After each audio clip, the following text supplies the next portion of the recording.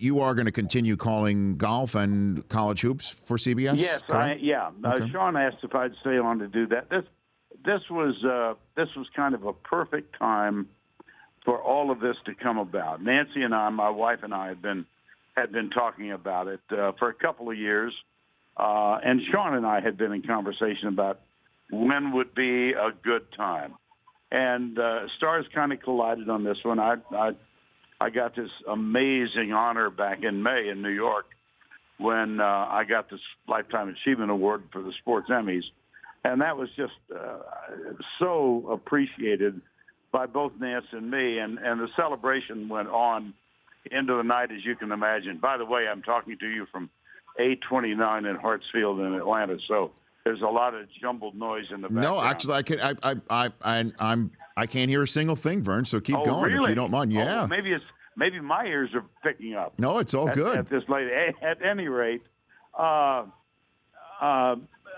they wanted to find someone who to take my place, who was familiar and in love with college football, and they found a perfect guy. Brad Nessler was made himself available.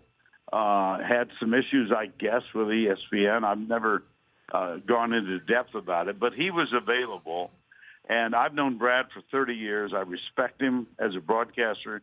He's worked with Gary Danielson before, and that's important. He lives in Atlanta. He's a very, very well-liked person in the SEC. So it just seemed opportune, and Sean and I talked about it and said, and I didn't intend for this to turn into a victory lap at all, but it kind of has, and trust me, I'm so appreciative of that. To be acknowledged at every game we've been in so far. Now we're going back to Aggies for the second time, so there will be no scoreboard tribute. Well, who knows? Who knows? There's no swag, none. It's a swagless visit as you're getting set to fly out to. Yes, it is, and you know that's appropriate for your second time around. Well, but you deserve. But it's been just.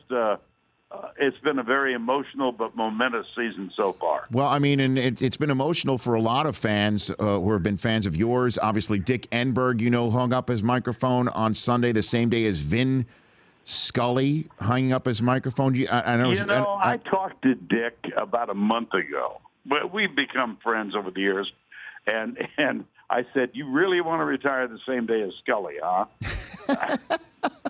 That's guaranteed. Paragraph 6 and page 8.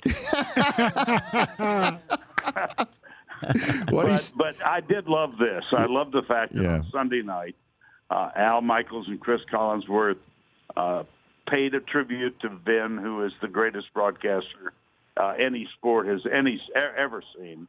And then they also had a photograph of Dick and Merlin Olsen and paid tribute to his pretty amazing career as well. So I hope Al doesn't decide to go out next year. No, I don't think so. I think he still has more Sunday and Thursdays under his belt. And by the way, a surprising number of Thursdays, Rich. Yes, I know. Well, I'm +1 on what you said about Brad Nessler, Vern, because we worked at the NFL Network with Brad for many years on Thursday Night Football. I love him. He just loves football, and anybody who gets 2 fingers deep after the game like he does, it's always fun hanging with Brad post game.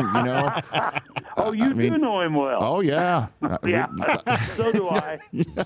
The Rich Eisen Show, weekdays at noon Eastern on Audience.